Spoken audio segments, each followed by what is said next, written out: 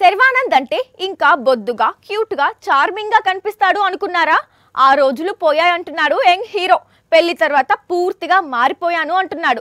అనడం మాత్రమే కాదు, సరాసరి 20 కిలోలు తగ్గి కొత్తగా ఇండస్ట్రీకి వచ్చిన హీరోగా మారాడు. పైగా 2 నెలల్లో 2 సినిమాలు రిలీజ్ అంటూ హడావుడి చేస్తున్నాడు. ఒకప్పుడు ఏడాదికి 3 చిత్రాలు చేసే హీరో లాస్ట్ ఇయర్ ఒకే మూవీకి పరిమితమయ్యాడు.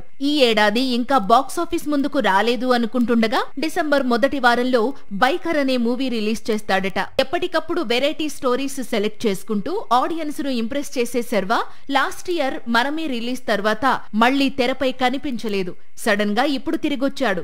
భారీగా వెయిట్ తగ్గి న్యూ లుక్ లోకి మారాడు. బైకర్ మూవీతో ఆడియన్స్ ను సర్ప్రైజ్ చేస్తానంటున్నాడు. డిసెంబర్ లో బైకర్, మళ్లీ వెంటనే సంక్రాంతికి నారీ నారీ నడుమ మురారి రిలీజ్. రీసెంట్ గా టాలీవుడ్ చాలా షాక్స్ చూసింది. కానీ శర్వానంద్ ఇచ్చిన షాక్ మాత్రం మామూలుగా లేదు. 2 నెలల్లో 2 కొత్త చిత్రాలు విడుదల.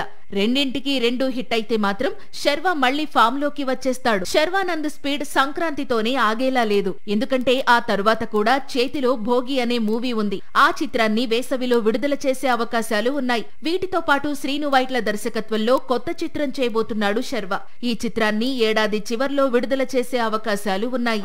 సాక్షి టీవీ ప్రసారాలను నిలిపివేయడం చట్టరీత్యా నేరం. సాక్షి టీవీ ప్రసారాల కోసం మీ స్థానిక కేబుల్ ఆపరేటర్ని వెంటనే సంప్రదించండి. డిటిహెచ్లో, ఇంటర్నెట్లో కూడా సాక్షి టీవీ ప్రసారాలను వీక్షించవచ్చు.